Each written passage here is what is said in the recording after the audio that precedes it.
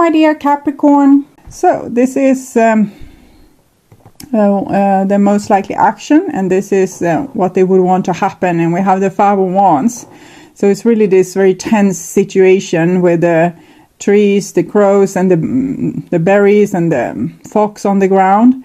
Like, who will win this? It's like a street fight, almost. Okay. And here we have the most likely action, and there we have the Queen of Cups. So I think they have the heart in the right place for you. It's just that they are, as you, scared of showing vulnerability, and they don't want to be on the losing end of that, that conflict, that stick.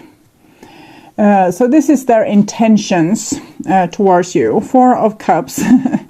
So I'm laughing because I'm feeling like this energy where they love you a great deal but refuse to show it because they don't think that you are worth it, because you probably don't love them. They might ask for your berries but you are never going to give them fully, or they might ask for your berries and you will give them to someone else, or it can be a million different reasons. But the person's intention is to be a little bit martyr, playing a little bit victim, thinking bad thoughts about you, and how little you love them, and how little you will be there for them, and how little you are loyal, and how your coat will turn with the wind.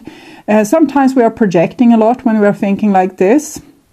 If we think that the other person doesn't love us properly, it might be that we don't love them properly. We might think that we love them, but we love them just for our own conditioning, or they match our wound, or they're good looking. So sometimes we need to look deeper into ourselves when we fear something from another person. It might be that we are absolutely right, that our intuition is telling us that we are absolutely right. But it can also be that our wounds are wanting to create a certain kind of drama that will bring up the wound to the surface so it can be healed. It doesn't want anything more than to be healed. But when the body and the subconscious is solving things for us, they sometimes do it in a very peculiar manner. It can be, for example, you have an important business dinner. Really important. It's like life and death for your business. But you really don't want to go because you become very tense and stressed in this situation. It's a lot of pressure. So you turn ill because your body says, okay, this person clearly doesn't want to go to this business meeting. So we're making it impossible for them to go, and take them off the hook. But then you miss this important business meeting, which have consequences for your business moving on. So it's much better if we can take conscious decisions in these kind of situations, and put the direction also for our subconscious, so it doesn't screw up a good situation. We can say to ourselves, yes, okay, I hear you. I see that we have issues with performance on stage and pressing situation, and I will deal with that. I will meditate on that. I will put in a lot of effort onto that, but I will still go to this meeting and I won't turn ill. Okay, but this person is like a victim to their own emotions here. So they paint a picture, an ugly picture of your intention. So therefore, their intention is going to be to sit with the arms crossed and not give the love that they might feel. Okay, this is their feelings towards you, and it's the Magician. It's really not a great card in this position. So I'll take a clarifier from the Lovers Oracle cards, which is a gift from a viewer. Thank you. And we have passion, insane chemistry, like each other equally, having fun. Like each other equally and having fun. That can be a little bit question mark to that. Okay, so I think it's like this. It's an insane chemistry here, but we don't know if the other one likes us equally or if they are just having fun. So are we supposed to put up a mask of having just fun, or are we allowed to go deeper into this relationship? Can we trust the other person? Is what they don't know. So they're probably trying to keep a facade of having fun, but I'm guessing they have deeper feelings for you, but they are scared of showing vulnerability because they don't know what this is between you. And they don't want to be the first one to admit that they want those darn berries, okay? So this is how they view you. 9 of Pentacles. You're like a person that can take care of yourself. You don't really need them. So that's also adding to the confusion, because since you don't need them, what are you hanging around with them for? They might have feelings of being, they don't have the best self-confidence. So they might, when someone says, I love you to bits and pieces, I want to spend time with you, I will stay with you forever, they say, why? Why would you want that? And then they start to think that there's something wrong with you for feeling like that or wanting that. And then they might start to suspect that you're tricking them or fooling them. And then they start to play a game on their own where they're tricking and fooling you. So it's really about this tricking and fooling each other back and forth, because we're so scared and showing vulnerability. So it's the situation with the crows and the foxes here. Both of you seems to do fine on your own. But I don't think you want to be on your own. It's just that you have this facade of coming off as you don't care about other people. Both of you is coming off a little bit like that. You might be very strong and show very strong exterior, and they might come off as a little bit player trickster kind of energy. So both of you is playing your roles perfectly. You are the one that's so strong you won't be hurt anyway. So they can come and use you because you won't become hurt anyway. And in the same time they are abusing themselves, because in the reality they are scared of showing vulnerability and share like equal love with you. So super complicated. This is what they would want to know. This is how they view the relationship, and it's the Hierophant. So they basically feel like you are in a committed love relationship, but they don't know if you feel the same. So they might still play the game or, act as if. But it's almost like you are both stuck in this position that you don't know what the other person wants. So you're not going to be the first one to show. And this is what they would want. Ace of Wands. I'm getting back to this mindless passion, insane chemistry. So we can't be sure that this person doesn't want just a sex-only relationship. They are so closed off in their heart. They're so prepared to get hurt. They can't really open their heart to anyone. It's like you have this insane connection, and it's almost written in both of your foreheads that you are committed and you're supposed to be together. But all the ingredients here with how you interact and their intentions of not showing you their love, their feelings for you, which is the Magician, together with this having fun and Ace of Wands, it's really confusing. And I think this person needs to become more sincere and show their feelings more before you should trust them. Okay, so this is the most likely action. King of Pentacles, which is actually Capricorn. It's almost like they're mirroring you here, trying to stay in their wealthy castle and, doing great with or without you. So this might be what they're mirroring onto you, that you are so tough, you think that you will do great without them, you don't need them, and it comes this thoughts of being inferior. So it's almost like they're stealing your position to make themselves feel more calm. Okay. 2 of Swords underneath the Magician. I think this person is holding off to the truth a lot. It's not that they might be lying, but also not speaking your truth or telling what you know or expressing yourself fully and clearly is also a form of lying. So I feel that this person is not sharing their emotions with you. They're not telling you what they're feeling. They're just showing up this Magician facade or player trickster facade. Temperance. Here comes this insane passion again. With the Temperance, it's the alchemic wedding. It's when the other person has something that your subconscious craves, because that's the piece I'm missing. That's me. That's the traumatized part of me. I need that. I want it back, the subconscious says. And you fall in love mindlessly. You fall in love with this person, and you can't help but falling in love. Okay, I'm hearing a song. I can't help but fall in love. Is it like Elvis Presley? Can't. It's like that time era, I think. Can't help but falling in love.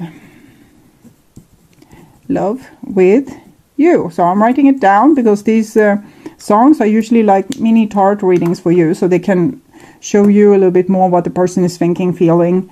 Their shadow wants you. They say, oh, it's my missing part, it's me. Often when we fall in love with someone who say they have some amazing qualities, it's actually they are mirroring back our own qualities. And the things we hate with other people is what we ourselves are hiding from ourselves. Maybe we are not allowing ourselves to behave like this ever, ever, ever. So we are suffocating that part of us, or we refuse to admit that we have that part of us. So it's a big fat shadow everyone else can see, it's just you can't see it. But it's the alchemic wedding, so it means that two people that have each other's missing pieces are coming together, and they're like magnets to each other, like shook, like this. And then you have to battle things out with the 5 of Wands. 14, 1 plus 4 is 5. And so we have the 5 of Wands, 5 of Swords, 5 of Cups, 5 of Coins, which is also connected to the Hierophant, how we interact with other people, and the civilization and culture, what we have learned so far. And humans haven't gone particularly far, so we have learned to fight, and battle, and not see eye to eye, and argument for the sake of winning the argument. And this is a lot what happens when two people like this is meeting, because they don't really like their shadow side, but they're falling in love with it. So it's very complicated. And when we battle things out and we are actually able to start to solve things, communicate properly, and listen more than what we speak, 2 ears, 1 mouth, we start to transform the relationship. We start to learn what the other person is about, and in the same time we learn so much about ourselves, so we become more whole. We heal ourselves. We become the whole yin and yang. We're not just the yin and the yang. We are the whole yin and yang in ourselves. And that's what the alchemic process is all about. So this person is mindlessly attracted to you because their shadow says, this is the one. This is the one that can help us heal. So go and grab that person. You need to go and grab them now. I need them. Okay. And here we have death. So it's transformation. It's this what's happening with this Thor. The position of the emperor sitting in their castle. And death is 13. It's when the castle goes, boom in the night, or the civilization falls. And transformation happens, something new comes, and instead it's necessary to have the rise and the fall, because in the fall we only hold on to what is true and real, and we can build something even better, and something even better, and something even better in our culture, in our human culture. For each time this civilization falls, or the ideas falls, or the old structure falls. So this we can see with the wings that here's the little person saying, no, I'm super steady, and I'm not going to, reveal my secrets here. I'm going to be a person that I made up so that I won't show vulnerability. And then divine forces comes and make this person mindlessly attracted to you and forced to change. So this is how the divine is helping, affecting us and making us grow. And then we have the 9 of Wands. Okay, so battle. It's like a warrior that's really worn out from war, but has become super skilled and very technically advanced. And, they have reactions as you can't believe. And if you come close to them, they will, they have muscle memories that will make them act in certain kind of ways. So it's Sagittarius energy, Sagittarius Scorpio. So it definitely wants to change, but it seems like this is a hard nut to crack. This is someone that will stick into their position and not going to give up their guns so easily just because the divine wants so. They have been in this battle with the divine before, and I think that's why they're so scared of opening their heart, because they know that they will be tricked by the divine to go through a transformation. It's really their salvation, but they don't know that. They are sticking to their human rules and regulations, and what they have learned as warriors on earth, battling other humans. So they think that growing together with you would be the worst thing ever, that it would kill them. It's not going to kill them. It's just going to kill their ego, the old civilization, and bring out the new civilization, like a new them, a new you. So I will see a little bit more what we can see here. I was serious about us. They're deadly serious about protecting themselves, at least. But I think they have like their heart in the right place for you.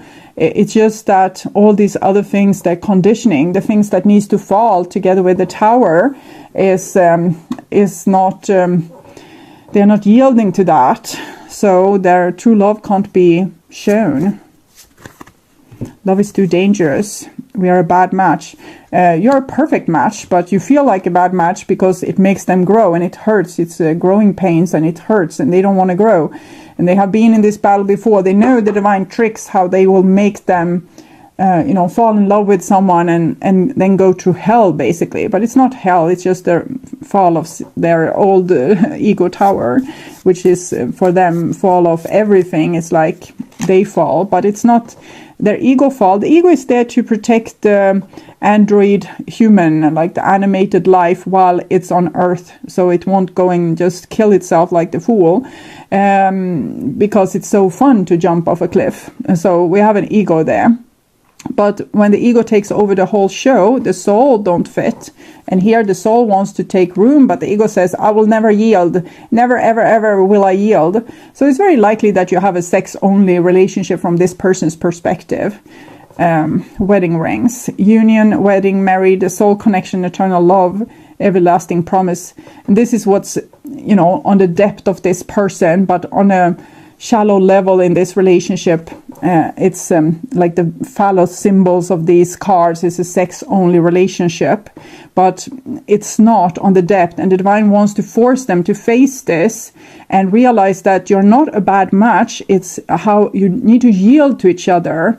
You need, like in the love, the one that wins is the one that yields, because that's the one that learns from this conflict. We have battle things out. I have this music taste, you have this music taste. We learn to accept the other person's music taste, and eventually we find ourselves like la la la la on their stupid music. So that means we have learned, like something was learned here. And then they have awful tasting food as well, or we have awful tasting food, they think, and they learn to like some of our foods, and that means that they are learning something, and eventually we should have all have learned something. So we are like this and we become like this because of it, and then we expand as souls, and you were 100% yourself, they were 100% themselves, and when you came together you became 200% because you saw the other person's point of view, so your soul expanded. It's the whole reason to why we are here, but this person doesn't want it. It feels like if I expand, my ego will blow to pieces and I will die. It's only the ego would die and their soul would take place, and the soul is a better captain and it makes much better decision. This person is just shooting themselves in the foot because it's passion here. It started with passion, it wants to end with wedding rings, but this person is just they're just fighting the whole idea. So why are they fighting this whole idea then? Camera, reminiscing, keepsake, perception, learn from the past, make memories. I think they have bad memories of situations like this, and it's probably some ancient karmic situation that's making them act very funny. See if how we can help them then. Self-indulgence, focus on self-worth, time to heal, shadow work, self-appreciation. So if you love yourself enough, you will probably leave this person a little bit like in your own dust, and then this person will have a lot of aches and pains being without you, and that's the best recipe to crack them open. But it might be how they will say, I told you, the divine, that this was going to happen, this person was going to leave me, they don't love me, they never needed me anyway. Okay, hearing another song, it's more like a little bit suicidal song. See if I can remember. You never needed me anyway.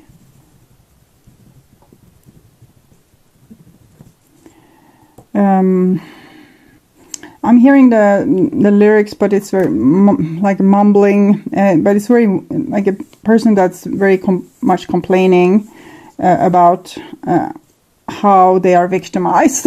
Okay, so I think, but still go with this self-love kind of thing. We'll see if we can find another advice for you. The Ice Queen. Yes, ideas preserved, non-action, entitlement, self-indulgence, focus on self-worth, time to heal, shadow work, self-appreciation. Just know that this person loves you, and everything you felt together with them, it was true. It's just that this person is fighting it because they have like this epic fight between their ego and their soul. And currently the ego is winning with grand style. And so you don't have to stick around for that. You don't have to stay around for that. And you can work on your self-love and your self-worth. And I think self-worth is the key, because they don't have much self-worth. If they could love themselves, they would relax, and they will see that they are worth this, what they are dreaming of together with you, but they think they can never have, because love is so dangerous. And they just said, oh, you're a bad match. You're not perfect match made in heaven. So that to save this person from their own ego, so they don't have to stay. It's like they're earthbound spirit almost. And maybe they don't even go to heaven between lives. They just stay like a wandering ghost and, still possessive about their ego. And you can help them by loving yourself and really taking the best care of yourself, making your everyday count, making your life worth living. Really taking care of your body as well. It can just be kindly caressing your body or stroking it, moisturizing it, or it can be taking care of the skin, like skin care or exercise or yoga, mindfulness, meditation. Let this person go for now, because they're so deep entangled in like their mind that they can't be a true love for you. They are just acting in their best interest, and also this victim energy isn't particularly attractive. So we'll see what the divine is saying about this wedding. The situation involves marriage. Express your love. Go ahead and make the romantic gesture. I think this is what the person needs to do, not you, because you got Ice Queen, ideas preserve. Wait, let them do this. The schedule is that they should come and wants to marry you and express their love to you. That's what's supposed to come out of this situation. And if it will or not, it's up to the divine and this person and their soul. It's not something you can really do something about. You need to take the best care of you in this situation. Also be authentic and honest, to not add confusion to this situation, because they are already so dishonest. Say, I love you to bits and pieces, but you have a closed heart. You can't love me in the way I feel that I deserve. You don't give me the love that I deserve, but I still love you, and I still want a future with you if you would ever change.